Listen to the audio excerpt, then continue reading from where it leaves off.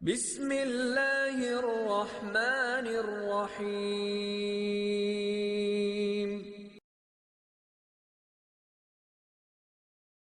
السلام عليكم ورحمة الله وبركاته.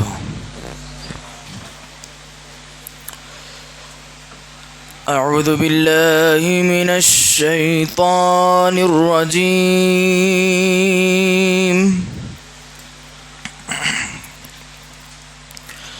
بسم الله الرحمن الرحيم.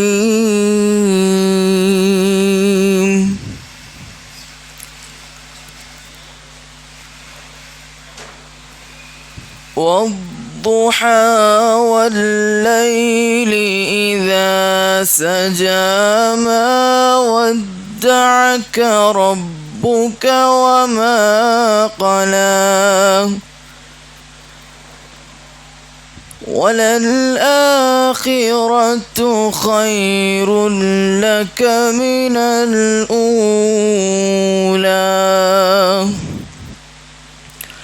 ولسوف يعطيك ربك فترضى.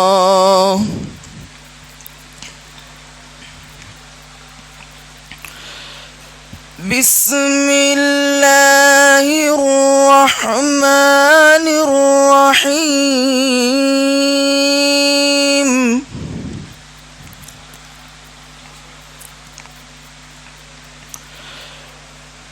والضحى والليل إذا سجى ما ودعك ربك وما قلى وللآخرة خير لك من الأولى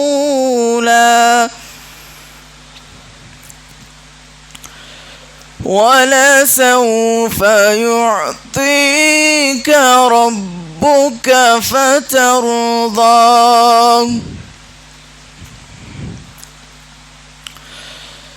ألم يجدك يتيما فآوى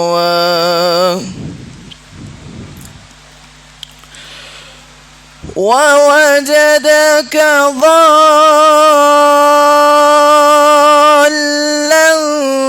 فهدى ووجدك عائلا فأغنى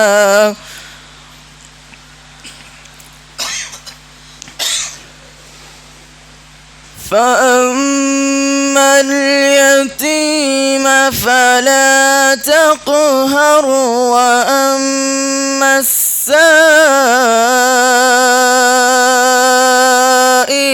فلا تنهر وأما بنعمة ربك فحدث. والسلام عليكم ورحمة الله وبركاته.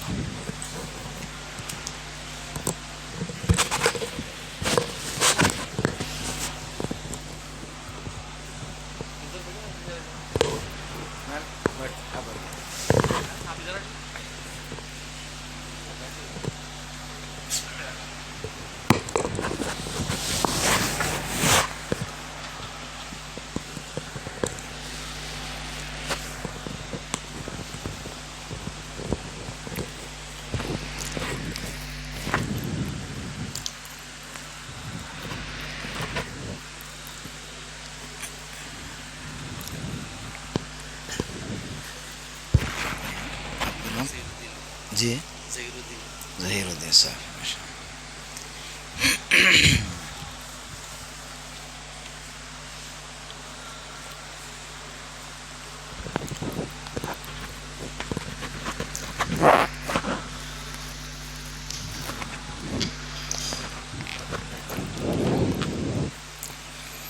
السلام علیکم ورحمۃ اللہ وبرکاتہ.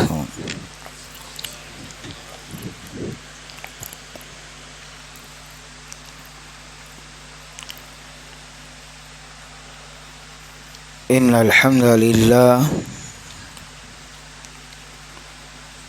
نحمده ونستعينه ونستغفره ونعوذ بالله من شرور أنفسنا ومن سيئات أعمالنا من يهده الله فلا مضل له ومن يضلل فلا هادي له وأشهد أن لا إله إلا الله وحده لا شريك له وأشهد أن محمدا عبده ورسوله أما بعد فإن خير الحديث كتاب الله وخير الهدي هدي محمد صلى الله عليه وسلم وشر الأمور محدثاتها وكل محدثة بدعة وكل بدعة ضلالة وكل ضلالة في النار. فأعوذ بالله السميع العليم من الشيطان الرجيم. بسم الله الرحمن الرحيم. يا أيها الناس اتقوا ربكم الذي خلقكم من نفس واحدة وخلق منها زوجها وبث منهما رجالا كثيرا ونساء واتقوا الله الذي تساءلون به والأرحام إن الله كان عليكم رقيبا.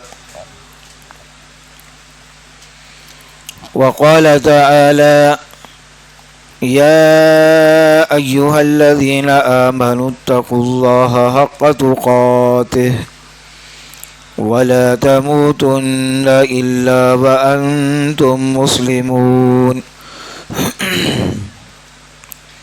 وقال تعالى يا أيها الذين آمنوا اتقوا الله وقولوا قولا سديدا يصلح لكم أعمالكم ويغفر لكم ذنوبكم ومن يطع الله ورسوله فقد فاز فوزا عظيما.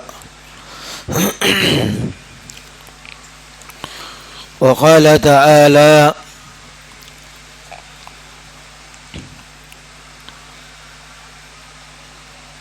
أقيموا الصلاة ولا تكونوا من المشركين.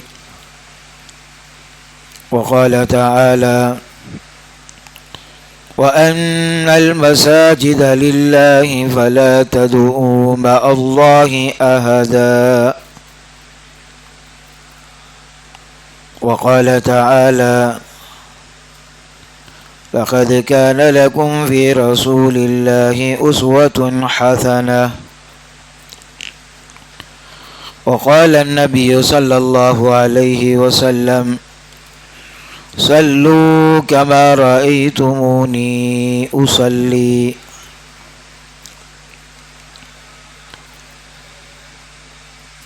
ہر قسم کی حمد و ثنا، تعریف اور توصیف بڑائی اور بزرگی اس رب ذوالجلال کے لیے لائق و زیبا ہے جو ہم سب کا خالق ہے، مالک ہے، رازق ہے، مدبر ہے۔ ہم اسی کی تعریفیں بیان کرتے ہیں اور ہم اسی سے مدد طلب کرتے ہیں اور ہم اسی سے مغفرت طلب کرتے ہیں اور ہم اپنے نفس کی شرارتوں سے اور برے اعمال سے اسی کی پناہ چاہتے ہیں۔ جس شخص کو اللہ تعالی ہدایت دے اسے کوئی گمراہ نہیں کر سکتا اور جسے وہ گمراہ کر دے اسے کوئی ہدایت پر نہیں لا سکتا۔ میں گواہی دیتا ہوں کہ اللہ کے سوا کوئی معبود برحق نہیں ہے، وہ اکیلا ہے اور لا شریک ہے، اور میں گواہی دیتا ہوں کہ محمد صلی اللہ علیہ وسلم اللہ کے بندے اور اس کے رسول ہے۔ بس بے شک سب سے بہترین بات اللہ کی بات ہے، سب سے بہترین طریقہ محمد الرسول اللہ صلی اللہ علیہ وبارک وسلم کا طریقہ ہے، اور سب سے برے کام دین میں نئے نئے کام ایجاد کرنا ہے، اور دین میں ہر نیا کام بدعت ہے، اور ہر بدعت گمراہی ہے، اور ہر گمراہی جہنم میں لے جانے والی ہے۔ برادران اسلام، صدر حلقہ جناب ظہیر صاحب اور دیگر ذمہ داران و حاضرین، اللہ کا بہت بڑا فضل و کرم ہے کہ اس نے ہمیں دین کی باتیں کہنے اور سننے کی سعادت ہمیں عطا فرمائی۔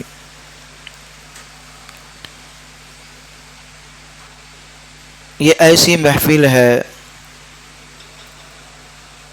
کہ جس محفل میں ہماری شرکت ہمارے لیے راہ ہدایت کا ذریعہ بن سکتی ہے، نجات کا ذریعہ بن سکتی ہے، اور ہماری مغفرت کا یہ سامان بھی ہے۔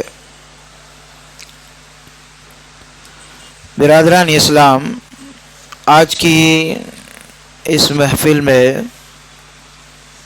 جو ہمیں دو چند باتیں گوشے گزار کرنے کی سعادت حاصل کرنے جا رہا ہوں، وہ ہے انسان کی زندگی میں نماز کی اہمیت، فضیلت، افادیت، قرآن کریم اور احادیث صحیحہ کی روشنی میں۔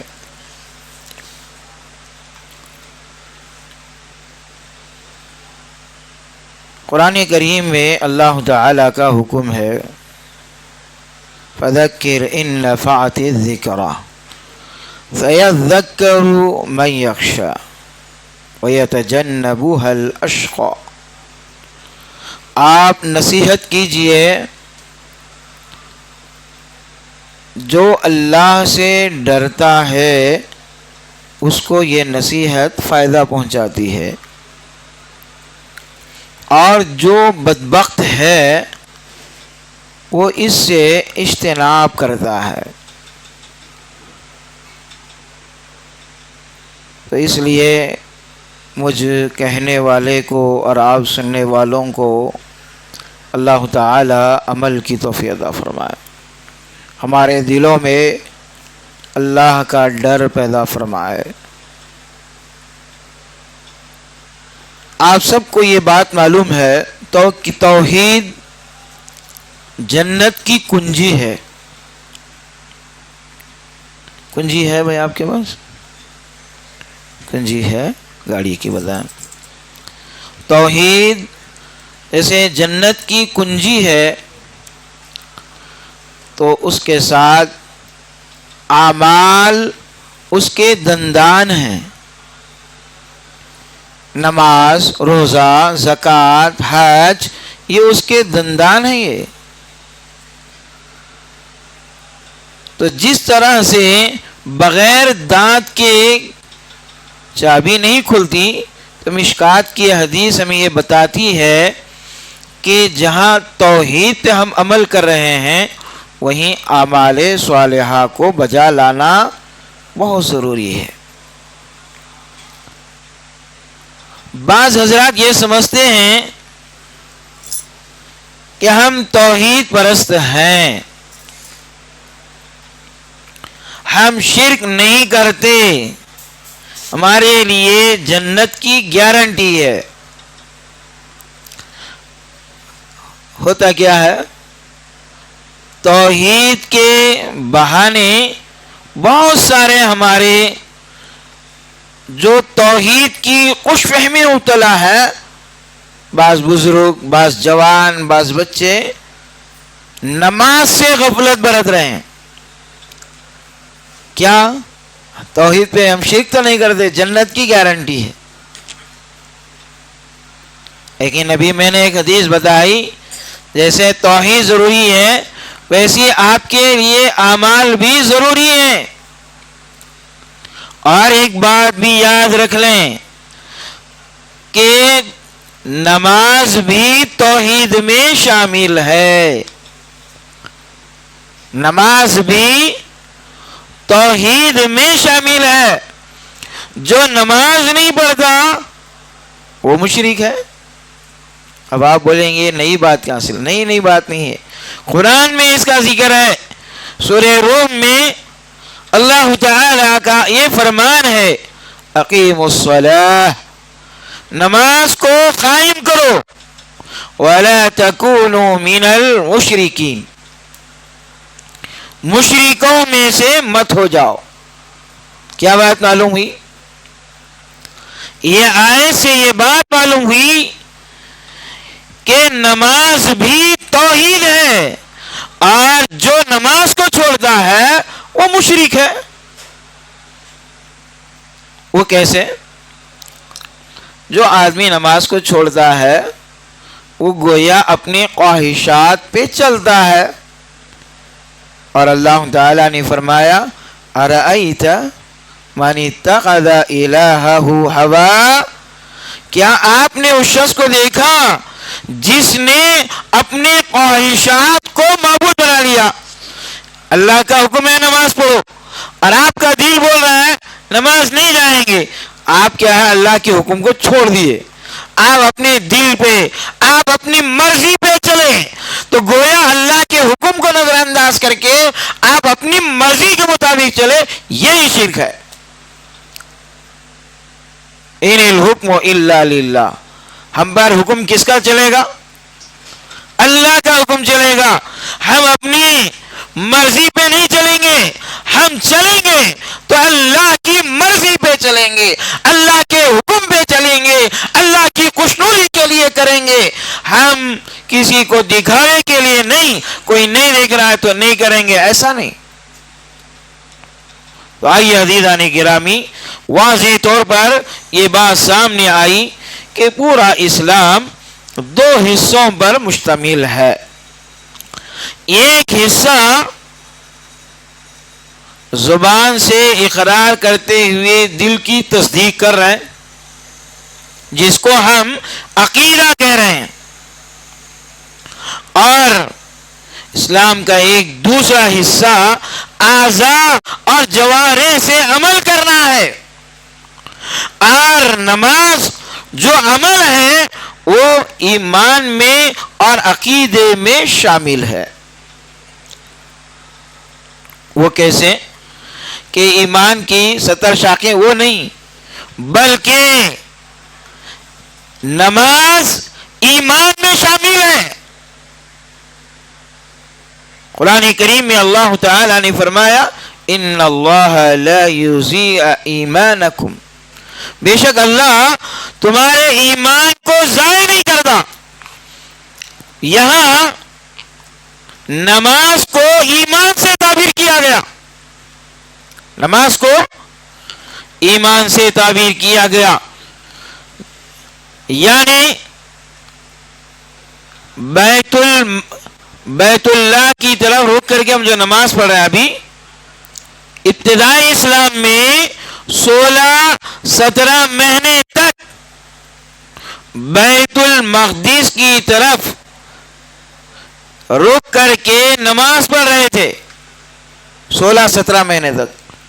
پھر 16-17 مہینے کے بعد حکم ہوا کہ آپ کعبۃ اللہ کی طرف رک کر کے نماز پڑھیں۔ تو صحابہ نے پوچھا ہم 16-17 مہینے تک جو نماز پڑھے وہ نماز اب قبول ہوئی کہ نہیں ہوئی؟ کیا وہ ضائع ہو گئی؟ تو اللہ تعالی نے اس نماز کے متعلق فرمایا ان اللہ لا یضیع ایمانکم، بے شک اللہ تمہارے ایمان کو ضائع نہیں کرے گا. یعنی وہ جو 16-17 مہینے نماز پڑھے اس نماز کو ایمان سے، گویا نماز ایمان میں شامل ہے، عقیدے میں شامل ہے، توحید میں شامل ہے. یا سمجھ لیجئے پہلی یہ چیز آپ کے دماغ میں بیٹھ جائے کہ نماز بھی توحید ہے، نماز کو چھوڑیں گے تو مشرک ہو جائیں گے.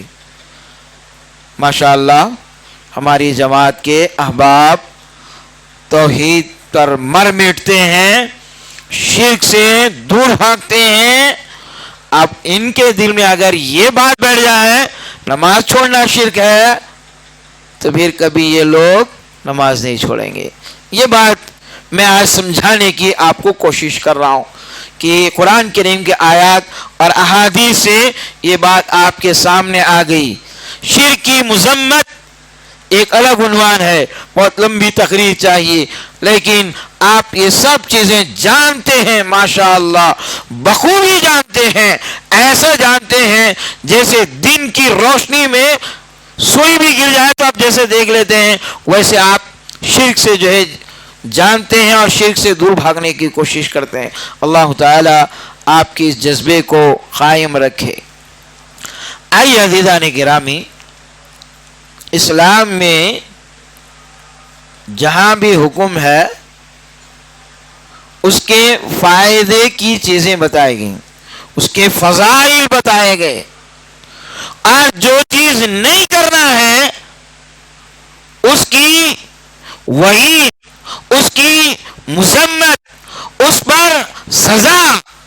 جیسے چوری کریں گے ہاتھ کاٹنے کا حکم ہے، زنا کریں گے رجم ہے، اور جو بھی اللہ کا حکم نہیں کریں گے، بجا نہیں لائیں گا، نماز نہیں پڑھیں گا، اس کو جہنم کی وعید ہے. دو بہترین چیزیں ہیں اسلام میں.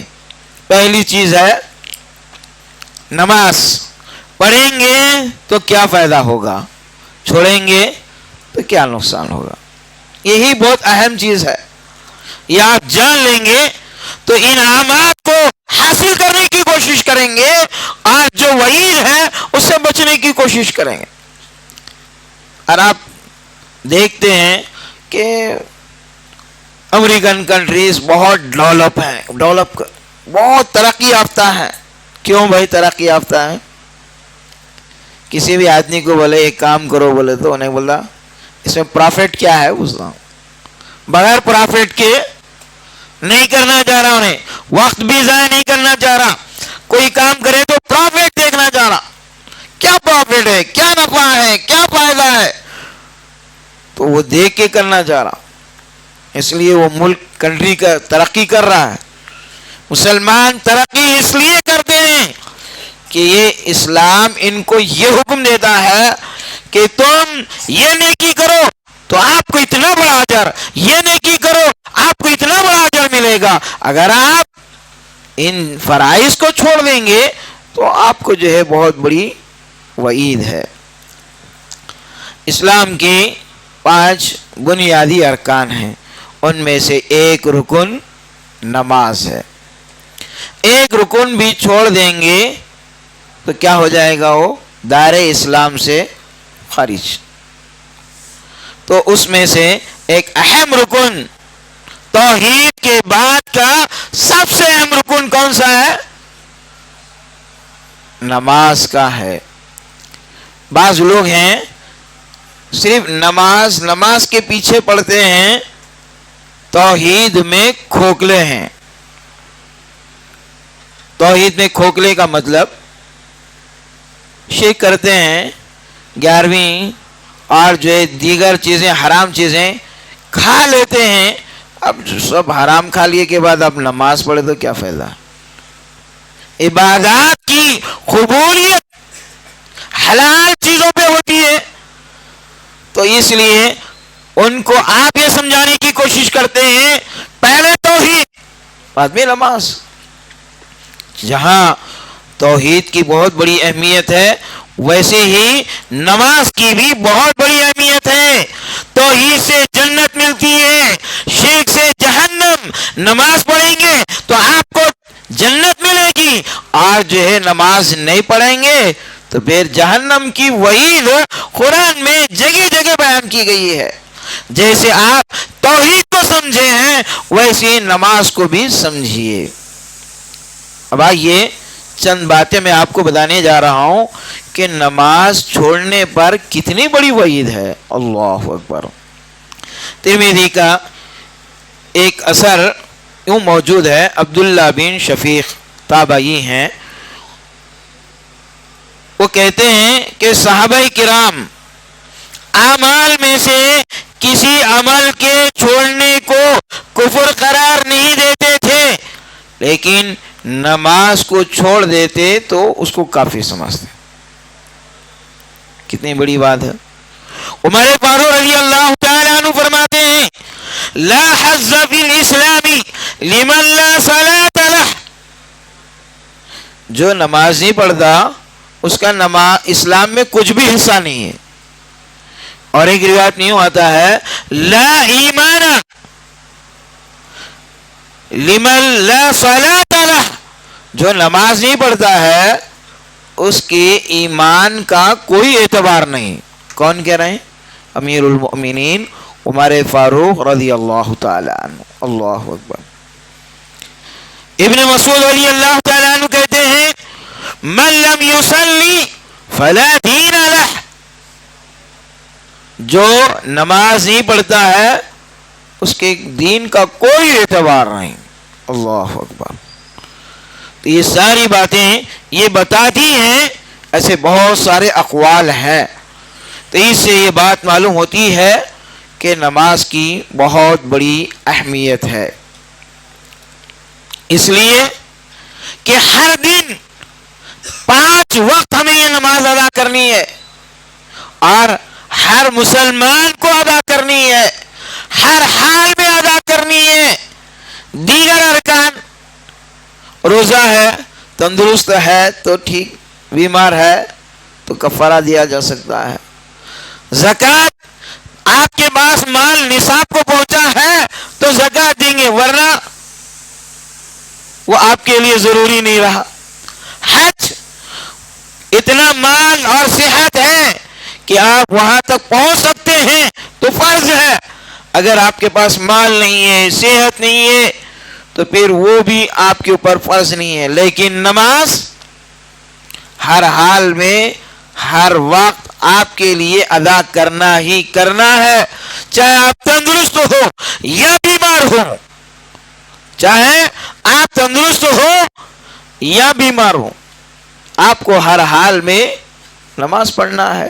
آپ کھڑے ہو کے نماز پڑھ سکتے ہیں تو آپ کھڑے ہو کے پڑھیں، کھڑے ہو کے پڑھنے کی طاقت نہیں ہے بیٹھ کے پڑھیں، بیٹھ کے پڑھنے کی طاقت نہیں ہے لیٹ کے پڑھیں، اور لیٹ کے پڑھنے میں بھی حرکت نہیں کر سکتے ہیں اشارے سے پڑھیں۔ بات طہارت پڑھنا ہے، وضو کے بعد نماز ہے، لیکن آخری عمر میں طہارت بھی نہیں ٹھہر رہی ہے تب بھی آپ نماز چھوڑ نہیں سکتے، اس حال میں بھی آپ نماز پڑھیں گے۔ آپ امن میں بھی آپ کو نماز پڑھنا ہے، اور جو ہے حالت خوف میں بھی آپ کو نماز پڑھنی ہے، جنگ میں بھی آپ کو نماز پڑھنی ہے، تیر برسائے جا رہے ہیں تب بھی آپ کو نماز پڑھنی ہے، چاہے آپ گھر میں ہو، چاہے جنگل میں ہو، چاہے حضر میں ہو، چاہے سفر میں ہو، ہر حال میں آپ کو نماز پڑھنی ہے۔ نماز سے آپ کو مفر نہیں ہے۔ اللہ اکبر۔ کتنی بڑی اہمیت والی نماز۔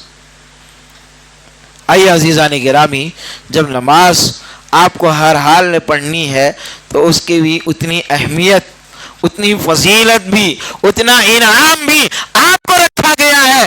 ایسا نہیں کہ آپ کے اوپر ایک ڈیوٹی عائد کی گئی اور آپ کو اجرت نہیں ملے گی، ایسا نہیں، بلکہ آپ ایک فریضے کو انجام دے رہے ہیں۔ ایسا فریضہ ہے جو اللہ تعالی نے آسمان پہ بلا کر عطا فرمایا۔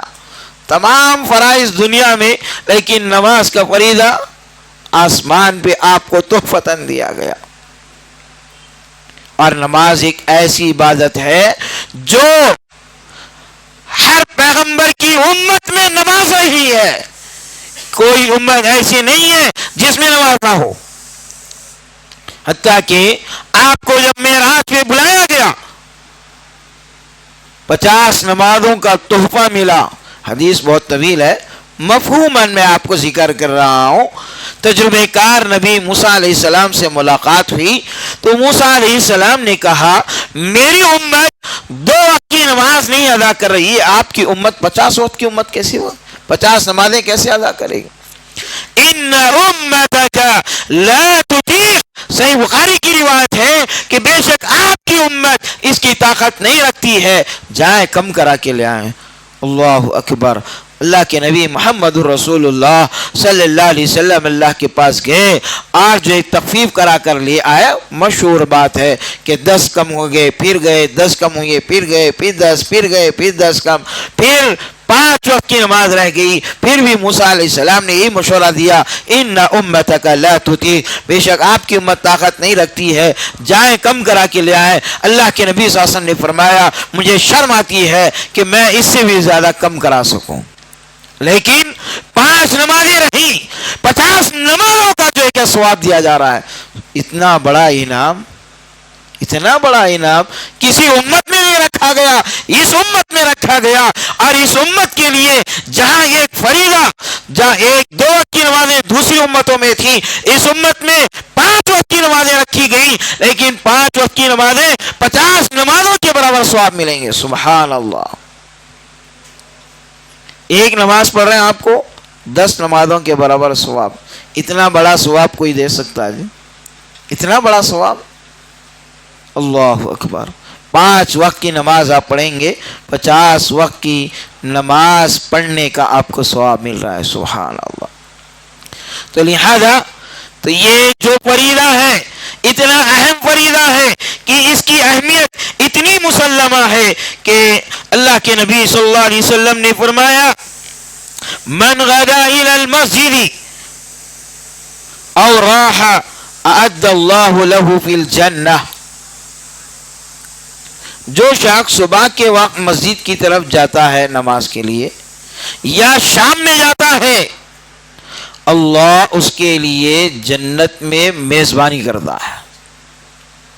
کلما غدا او راح، جب بھی وہ نماز کے لیے صبح و شام جاتا ہے اللہ اس کی جنت میں مہمان نوازی کر دیں. اتنا بڑا انعام، اتنا بڑا انعام. ایک نہیں بہت سارے انعامات ہیں. عمر بن مرہ الجہنی وہ بیان کرتے ہیں اے اللہ کے رسول میں توحید کو بجا لاؤں، نماز پڑھوں، روزہ رکھوں، زکوٰۃ دوں، تو پھر میرا شمار کن لوگوں میں سے ہوگا؟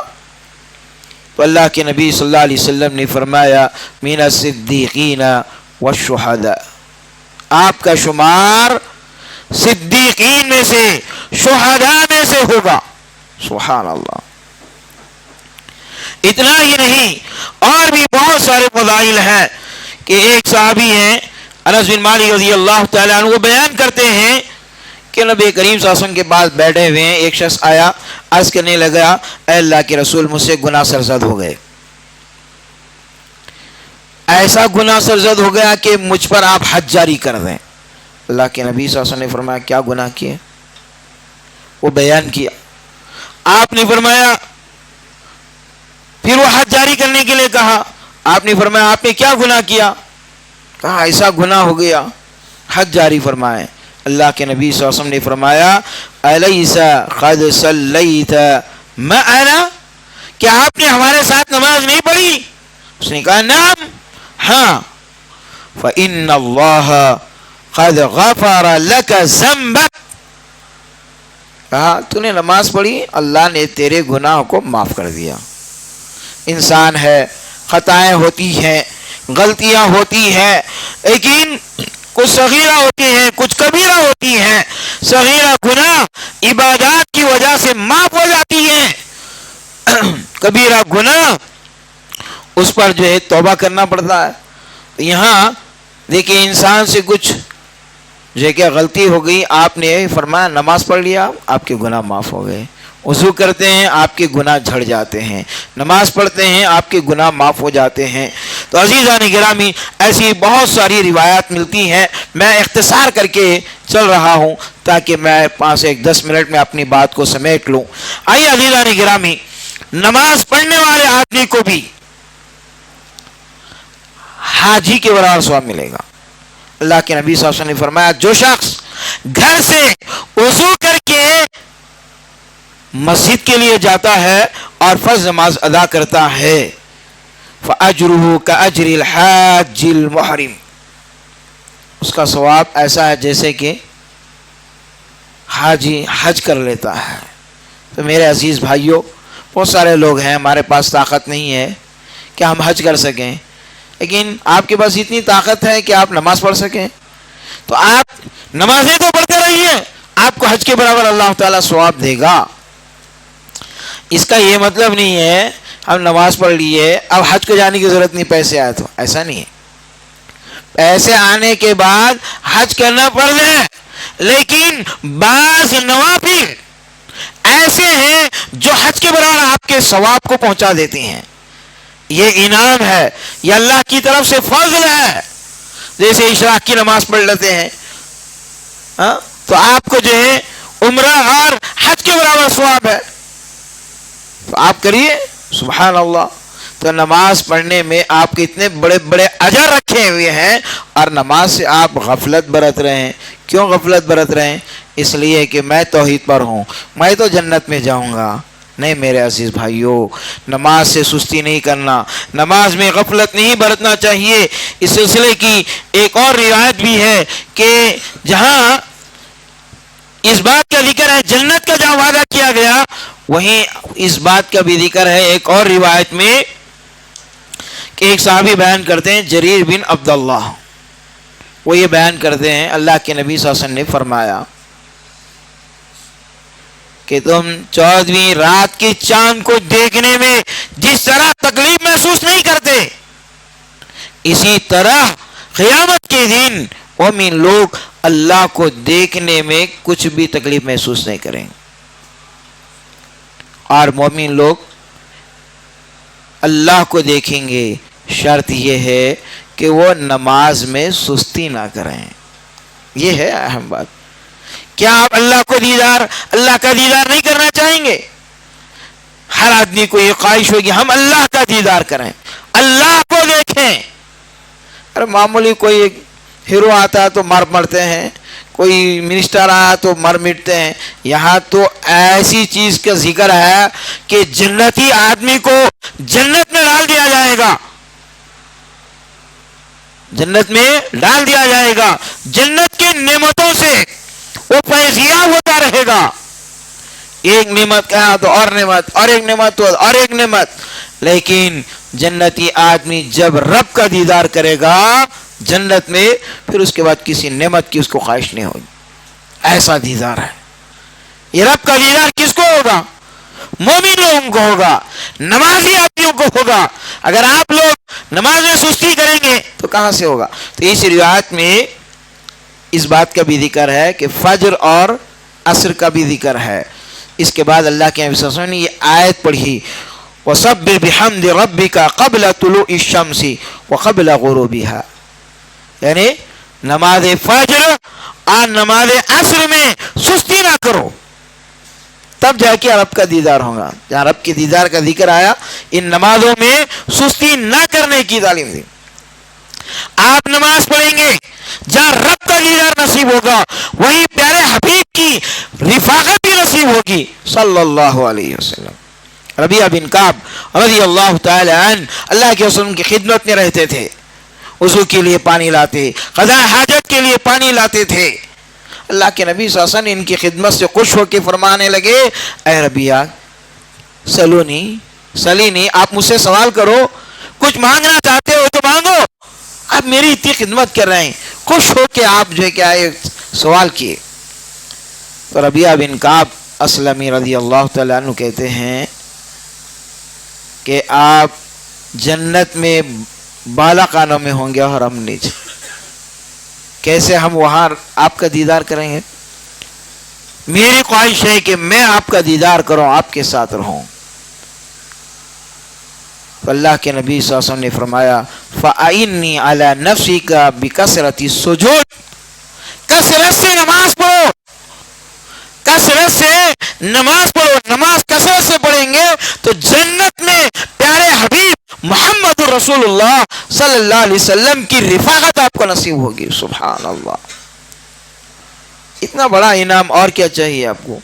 تو آئیے عزیزان گرامی، جہاں یہ اتنے بڑے بڑے انعامات ہیں تو دیکھیے صحابہ کرام کیسے عمل کرتے تھے۔ بہت ساری باتیں ہیں، میں نے وقت کی تنگدامانی کے لحاظ سے اپنے بات کو سمیٹ لیا ہے، صرف یہ بات پیش کرنے کی کوشش کی کہ نماز ایک ایسا عمل ہے جس پر اللہ نے بہت انعامات رکھے، میں نے چند کا ذکر کیا۔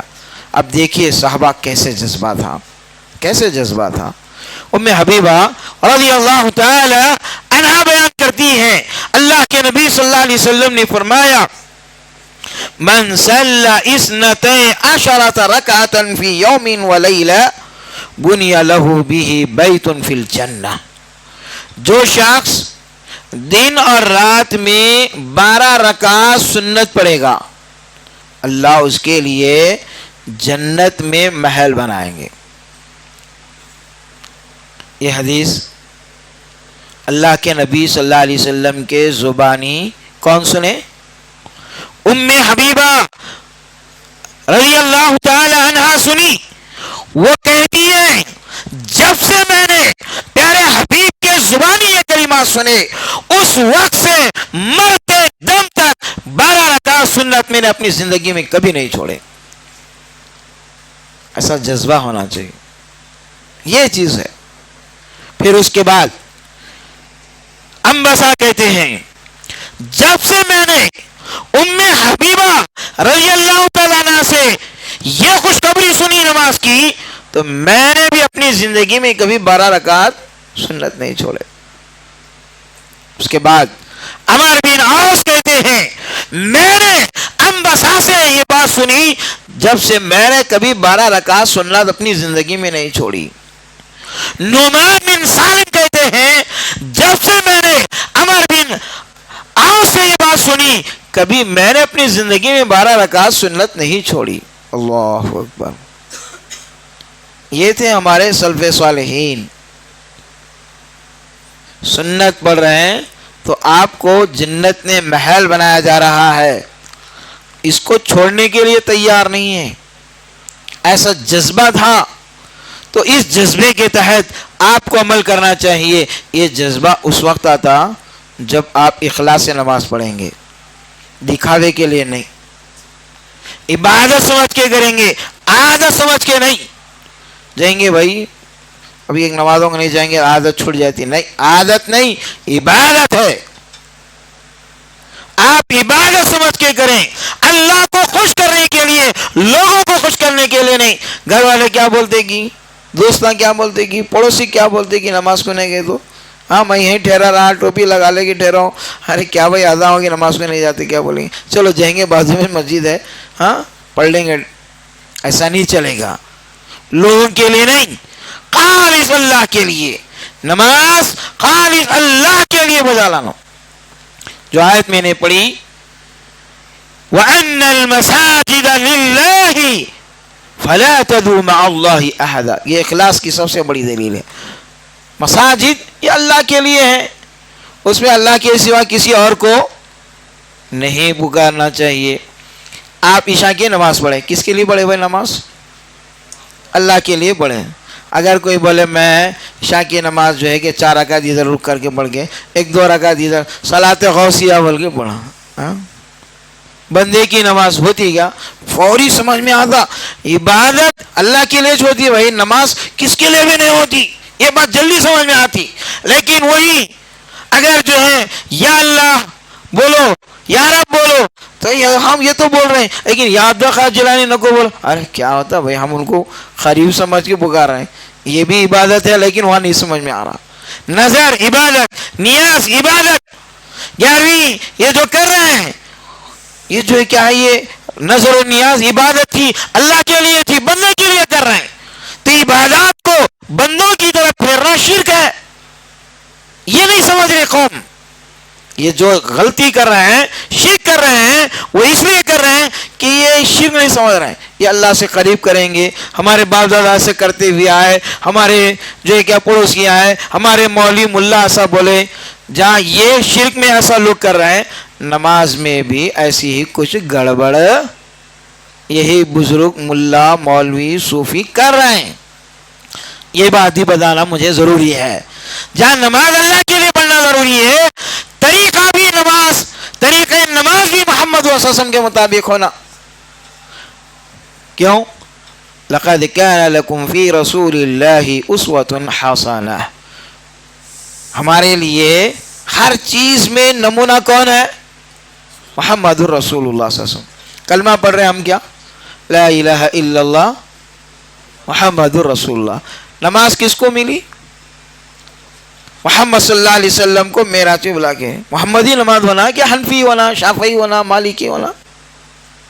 ہاں، نماز کا توبہ محمد صلی اللہ علیہ وسلم کو بلا کر دیا گیا، یا ابو حنیفہ یا امام شافعی، امام مالک، امام احمد بن حنبل رحمہ اللہ کو لا کے ان کو بلا کے دیا گیا؟ اور نہیں ان کے طریقے کی. علامہ اقبال یہ حنفی نماز شافعی نماز بولے تو انہوں ایک شعر بولے، بڑا پسند آیا وہ شعر. انہوں نے کہا زمن بگو صوفی و ملا سلامے، زمن بگو صوفی و ملا سلامے کہ پیغام خدا گفتند مارا ولے تعویل شرع در حیرت انداخت خدا و جبریل و مصطفیٰ را. کہتے ہیں یہ صوفی یہ ملا کو میرا سلام کہو، نام نبی کا لیتا ہے، نام دین کا لیتا ہے اور بات اپنی پیش کرتا ہے. یہ بات سن کر اللہ بھی پریشان، میں نے تو ایسا اتارا نہیں. جبریل بھی پریشان، میں تو ایسا لایا نہیں طریقہ نماز. محمد صلی اللہ علیہ وسلم بھی پریشان کہ میں تو ایسا طریقہ بتایا نہیں. آخر یہ ملا یہ مولوی یہ صوفی طریقہ نماز کہاں سے لے آئے ہیں؟ کتنی بڑی بات جو ہے کیا ہے انہوں نے جو ہے کیا سمجھا دی. ہاں کہ طریقہ نماز اخلاص کے ساتھ، طریقہ محمد رسول اللہ صلی اللہ علیہ وسلم کے مطابق، حکم اللہ کا ہے اقیم الصلاۃ، نماز پڑھو اللہ کے حکم کے مطابق. اور طریقہ جو ہے کیسے ہونا چاہیے؟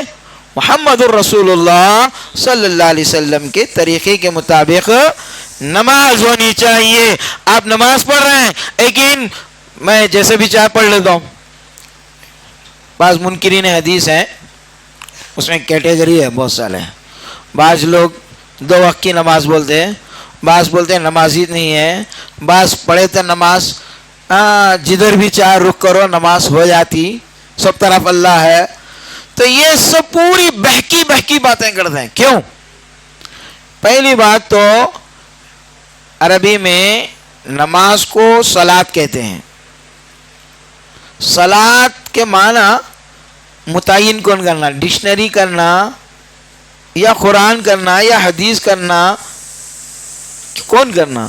وہ لوگ بولتے ہیں نہیں 100 سال کے بعد معنی بدلتے اس لیے اس کے معنی بدل گئے. یہ صلاۃ کے معنی بمبو کی لکڑی کو سیدھا کرنا ہے، نماز ہی نہیں ہے. منکرین حدیث بولتے غلط ہے یہ طریقہ، بلکہ اس کا طریقہ یہ نماز صلاۃ کا معنی قرآن خود متعین کر رہا ہے. کون سا؟ اقیم الصلاۃ، اقیم الصلاۃ، نماز کو قائم کرو. اور جگہ ورکعوا مع الراکعین، رکوع کرنے والوں کے ساتھ رکوع کرو. نہیں ہم خالی قرآن کو مانتے ہیں حدیث کو نہیں مانتے، ایسا بولتے. یہ بھی بات غلط ہے. قرآن میں ایک جگہ ایسا بھی آیا واسجودی ورکعی، سجدہ کرو رکوع کرو بول کے آیا. کیا پہلے سجدہ کر کے بعد میں رکوع کر دے کیا؟ قرآن کے مطابق چل رہے بولے تو؟ قرآن جہاں رہنمائی کی اللہ کے نبی صلی اللہ علیہ وسلم نے اس کو عملی طور پہ بتایا کہ پہلے رکوع ہے بعد میں سجدہ ہے. تو پوری عملاً جو محفوظ ہے وہ سنت کے مطابق ہے. قرآن کو بھی ماننا اور حدیث کو بھی ماننے سے اسلام مکمل ہوتا. خالی آپ جو لا الہ الا اللہ کو مانتا ہوں، میں محمد رسول اللہ پڑھ لیتا ہوں لیکن عمل نہیں کرتا ہوں، تو گمراہ ہو جاتے. تو بات بہت طول ہو رہی ہے. خلاصہ کلام یہی ہے کہ نماز اسلام کا دوسرا رکن ہے، ایک ایسا فریضہ ہے جس کے چھوڑنے سے آدمی کفر کے دائرے میں چلا جاتا ہے. تو لہذا نماز کی پابندی کریں. ہر حال میں آپ جہاں آپ خود نماز پڑھتے ہیں وہیں آپ اپنے بیوی بچوں کو بھی نماز کا حکم دیں. 7 سال کے بچے ہیں ان کو جو ہے مسجد کو لے آئیں، اور 10 سال کی عمر میں وہ نہ آئیں تو ان کو مار کر لے آئیں. یہ حکم ہے. تو لہذا تو نماز کی پابندی ضروری ہے. یا ایھا الذین آمنوا قوا انفسکم واہلیکم نارا، اے ایمان والو تم اپنے آپ کو اور اپنے گھر والوں کو جہنم کی آگ سے بچاؤ.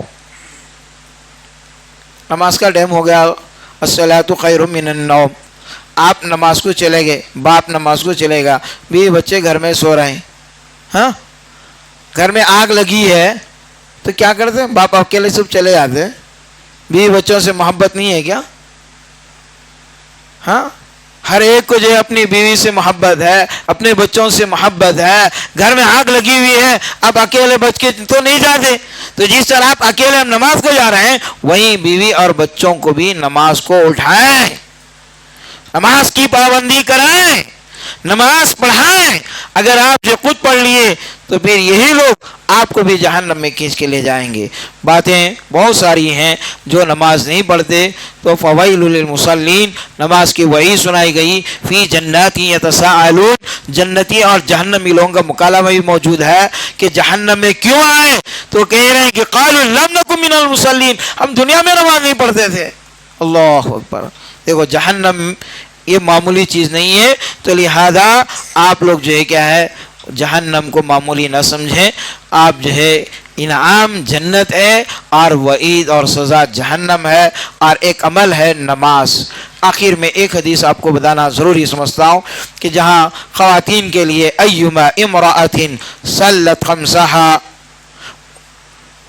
وصامت شهرها وأطاعت بالها تدخل الجنة حيث مشيت.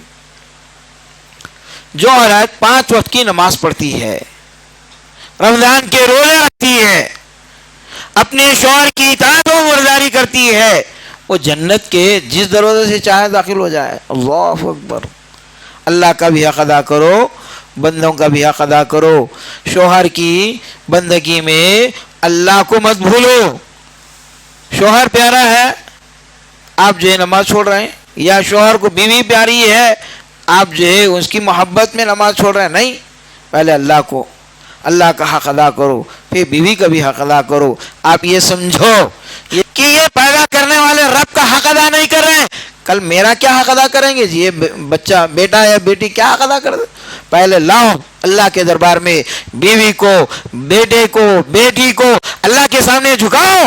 اللہ کا حق ادا کریں گے تو آپ کا حق ادا کریں گے. یہ ہے اہم چیز. یہ آپ نہیں سمجھیں گے تو آپ جو ہے کیا دنیا میں بھی نقصان اٹھائیں گے، آخرت میں بھی نقصان اٹھائیں گے. آخر میں اپنی بات کو طول نہ دیتے ہوئے یہی دعا کرتا ہوں کہ اللہ تعالی ہم سب کو کہنے سننے سے زیادہ حسن عمل کی ہمیں توفیق عطا فرمائے، اور جہاں ہم توحید پر اللہ قائم ہے توحید پر اور مزید قائم رکھ مرتے دم تک، وہیں نمازوں کی پابندی کرنے والا ہمیں بنا دے. اے اللہ ہمیں 5 وقتہ نماز کا پابند بنا دے. اے اللہ ہمیں محمد الرسول اللہ صلی اللہ علیہ وسلم کی سنت کے مطابق نماز ادا کرنے والا ہمیں بنا دے. اے اللہ ہم سب کو فرائض کے ساتھ نوافل کو ادا کرنے والا ہمیں بنا دے، سنن کا اہتمام کرنے والا ہمیں بنا دے. واقول قولی ھذا والحمد للہ رب العالمین.